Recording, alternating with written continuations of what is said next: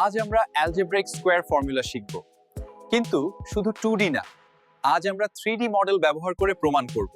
ধরো এখানে এ এবং বি দুটি লেন্থ, এই লেন্থগুলো দিয়েই আমরা স্কোয়ার তৈরি করব।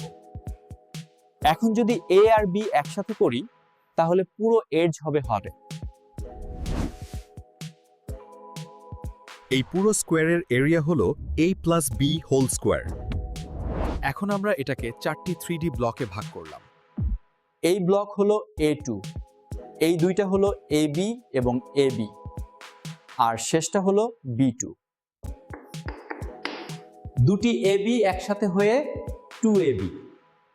এইভাবেই ফর্মুলা প্রমাণ হলো। যদি A আর্মস 3 আর B আর্মস 2 ধরি তাহলে 3D মডেলেও একই রেজাল্ট পাওয়া যায়। বোধে বোঝার জন্য আমরা বড় স্কোয়ার থেকে ছোট অংশ বাদ দিচ্ছি। এখানে দুটি অ্যাপ ব্লক বাদ গেছে, তাই এনডি হলে -2AB এসেছে। চিহ্ন পরিবর্তন হলেই 3D স্ট্রাকচার বদলে যায়। এই জন্য ভিজুয়াল প্রুফ সবচেয়ে শক্তিশালী। 3D মডেল মনে করে উত্তর দাও। দ্বিঠাগিন।